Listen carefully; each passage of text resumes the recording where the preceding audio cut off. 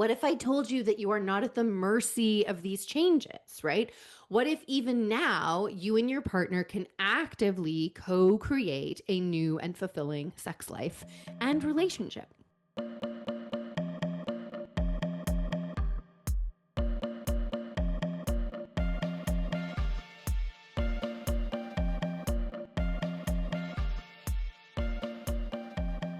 Hey everyone, welcome back to the Sex After Kids podcast. We are diving into a topic that can feel like a real relationship ender for so many parents, and that's perimenopause. We're in a unique time in history where many of us might be navigating early postpartum or toddlerhood or teens while we go through our very own second puberty. And if parenting wasn't enough to kill your libido, now new body odors, pimples, pain in your downstairs business, and who knew, like ear itching, just to name a few random symptoms, are up for messing with our intimacy. Well, I'm here to say, not on my watch, friends. And if you stick around, we can find a way to keep the passion and play no matter what life is throwing at you. I am super pumped to share that we are celebrating our 50th episode after the Sex After Kids podcast this week. Freaking awesome. It has been such a privilege to be in your ears, and I love hearing how this podcast has made a difference for you. So if you please take a few moments, leave a review, share with a friend, or even just message me on Instagram and tell me how this podcast has shifted your perspective or made a difference in your sex life. It fills my heart to hear these stories, and let me know what you want to hear more of. Also, we're going to be shifting format a little bit here in the sense that we're going to be experimenting with monthly themes. So the next 4 episodes are going to be exploring perimenopause and intimacy after kids. If you aren't in peri, have no fear. I will argue that 100% of the solutions I present are still relevant for you, especially if you have like autoimmune disorder or chronic pain. So stick around and let's dive into it. So what's the deal, right? Let's talk a little bit about where we land through peri. If you're the higher libido partner, you might feel like your relationship is stuck in neutral. It's like you're waiting for things to get better or for your partner to feel like themselves again, but there's nothing you feel like you can do right now. And this can lead to that loneliness that comes from feeling almost like a ghost in your own home. Like you almost feel like it would be better if you just disappeared. You love your partner, but they seem different, irritated, maybe distant. And it feels like everything you try, whether it's a thoughtful gesture, a massage, giving them space, or trying to initiate intimacy, it all just seems to land wrong. And it's really disorienting. On the other side, if you're the one experiencing the shifts of perimenopause, you might be feeling just as lost in a different way. You feel like a stranger in your own body. Sex feels uncomfortable, scary, or even painful, or things aren't just like happening the way that they used to. It can feel futile to even try when your body isn't responding to sex in the ways that it used to, and navigating these intense emotions of identity and ability shifts and all these things can be very overwhelming. So here's the thing, right? Whether you're experiencing the shifts firsthand or you're supporting a partner through them, it often feels like you are both driving blind. You are navigating this uncharted territory of perimenopause and its impact on your intimacy without a map. And we're going to get a deeper map as we go across these 4 episodes. And in particular, stick around for episode 3 in this little mini series. We have an interview with Brooke at Marriage and Perimenopause, who's going to tell us all about having a hormone-informed marriage. Before I go on, I just want to tell you a little bit about the Roommates to Romance Challenge, because if you are listening to this already and going, yep, that's me, there is something you can do about it, especially as the higher libido partner, that isn't just initiating yet another conversation about our sex life. So if you want to know how you can get into the driver's seat, listen on, but also click the link in bio or the link below for the Roommates to Romance Challenge, and you can get started on my 14-day challenge to get you back in the fun, flirty vibes. So back to what we're talking about. We are both driving blind. But what if I told you that you are not at the mercy of these changes, right? What if even now you and your partner can actively co-create a new and fulfilling sex life and relationship? It is not about waiting for things to magically get better or even trying to fix what's happening. It is about understanding these shifts and learning how to navigate them together. So let's break down what's actually going on during perimenopause that specifically throws our sex lives for a loop. And it's really a cocktail of things. If you've listened to the early episodes, a lot of this will sound familiar. But of course, we have the main thing we like to focus on, which is hormonal shifts.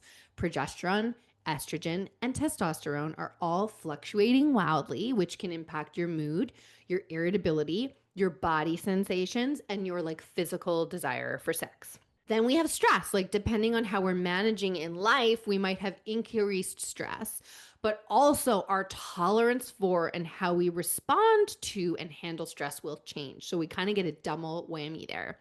And that means that what used to not feel like a big deal might, or where we used to be able to do 25 things at once with ease, doesn't feel so easy anymore. And so our capacity changes. And then we have changes to our actual physical bodies. So the tissue in the vagina, in the clitoris, they're changing.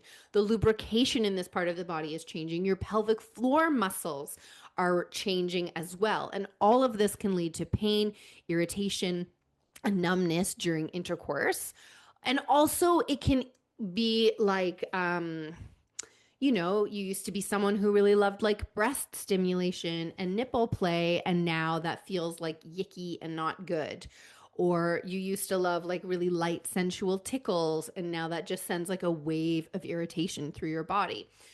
We can have all kinds of new physical reactions and sensations that we're not used to. The reframe that I want to kind of bring for you is that at the heart of all of this is a feeling like our body is a stranger, but we don't know how to help it anymore. And often we get caught in trying to chase down each individual symptom, which can kind of feel like playing whack-a-mole. You fix one thing, another thing pops up, especially if this is a decade-long process. So instead, I want you to think of this mostly as just regardless of the symptom, this is stress on the body. Your body is facing a barrage of change and it doesn't have its footing anymore. It doesn't feel safe, secure, landed, strong. And that can put intimacy out of reach when we don't know what to do about it. When we can approach intimacy with this understanding that it's stress on the system, then we can shift everything, because it's about getting ourselves back in the driver's seat together. So what does that look like? I've got 3 kind of tips here. The first tool or tip to getting back in the driver's seat is literally just acceptance. Like having kids, this is not about getting back to our pre-perimenopause body. This is about accepting where we are at now and what our body needs. This is about letting go of the fight and embracing, surrendering to whatever language you want to use, your current body. This is about learning together about perimenopause and menopause and understanding your body and what it needs by listening to it. Second, we need to learn the new landscape. And this is really all about experimentation. What turns you on now? What helps you lean into connection now? This may be very different than it was before. And what I want you to know here is most people have been operating with a mediocre sex skills to begin with. And then we hit a speed bump like perimenopause and we don't know what to do. The invitation here is to level up. It's like you got a new manual for your body or a new operating system, and you need to crack the manual and learn how it works. And this is where reading, hiring a coach, learning together about anatomy, learning how pleasure works in the body, and shifting to a playful and curious attitude is really important. Embrace lube, embrace toys, embrace new positions, but also embrace working with the nervous system and understanding how libido actually works, instead of thinking that whatever sex ed you got in high school or learned in your 20s for your 20-year-old body is still going to work for you now. You've got the wrong tools for the job, or you've got the wrong manual for the new operating system. Which means you're not broken, you're not stupid, it's not impossible to achieve. You just have to get the right manual. You just have to get the right tools. And when we live in a society that does not embrace sex, when we live in a society where no one talks to people about what's in store for them for their sex life during perimenopause, because we don't even talk about that anyways, because even the topic of perimenopause kind of falls under women's sexual health. When there's a taboo around all of this, of course you're struggling with it. Of course. So have a little self-compassion. Okay, get kind with yourself. Park your ego. Masterful lovers don't insist they're great at lovemaking. Masterful lovers know that this is an ongoing learning process, and this is the like attitude that you want to cultivate. Okay. Thirdly, I want you to prioritize connection and flirting. This is mega, okay? So many couples get caught in what I call the merry-go-round of avoidance. So the higher libido partner stops initiating for fear of rejection, which leads to resentment and distance. And sometimes affection is even withheld as a form of like unspoken punishment. You're not going to have sex with me. I'm not going to put any effort in other places. Meanwhile, the lower libido partner's avoiding the pressure and not wanting to flirt for fear of leading their partner on. I feel like it now, but I don't later.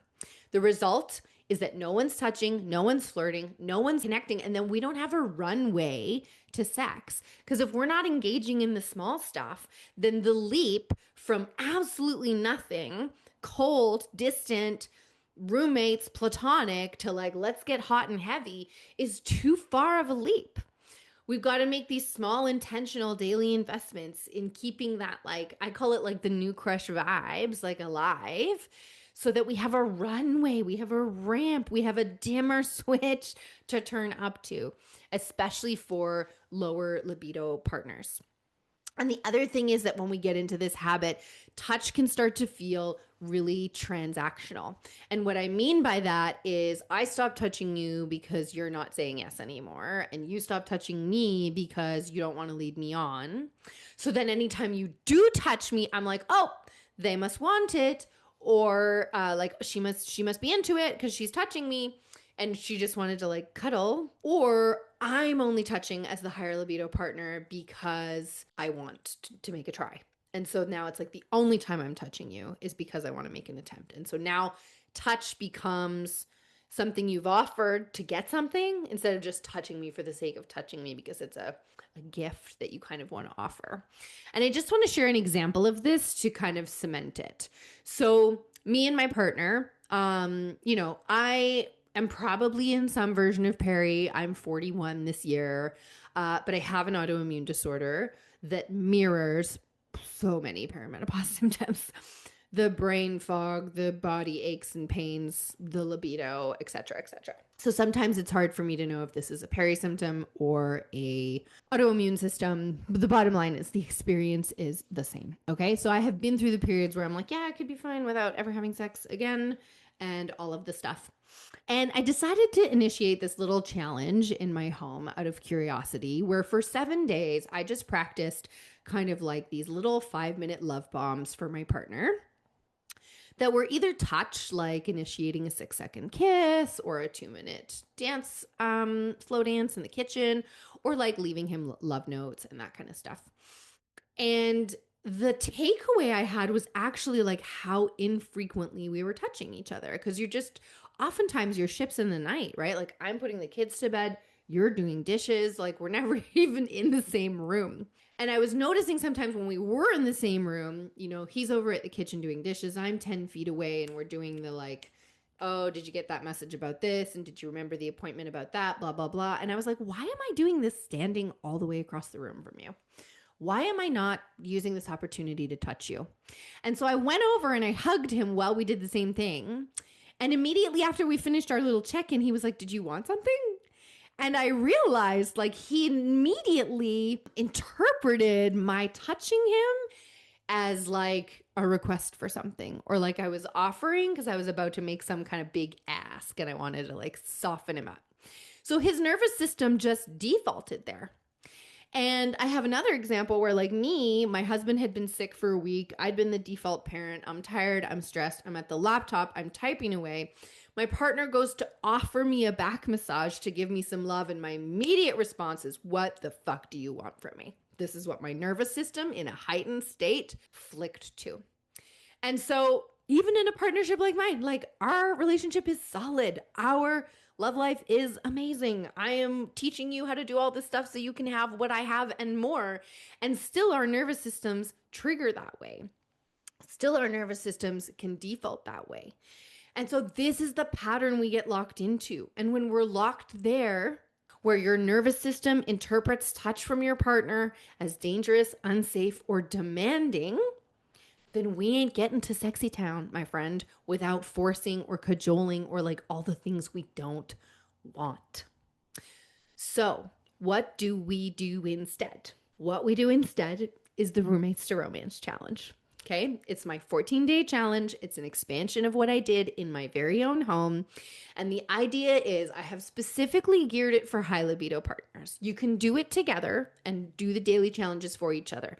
But I have designed it for higher libido partners to initiate low demand, low pressure touch and connection so that we can break that association between touch and pressure or touch and demand and make it so that we can just enjoy touch or connection for its very own sake. And when we do that, we create the on-ramp that we're looking for to sex and deeper connection. So it's a habit of daily low pressure affection that creates the runway to sex. It's a habit of daily intentional connection. And sometimes we have to find new ways to do that. And in the challenge, I've got 3 things for you. So there's the Safe Touch Blueprint, which is a specific way to approach touch with a partner whose nervous system or body is on fire so that you can find what they will say yes to or what will be supportive for them in a safe way to their nervous system. The second piece that's included is what I call a rejection recovery toolkit, because a lot of what happens for partners is you get turned down, so you pout, and then the way that you deal with that creates more pressure on your partner.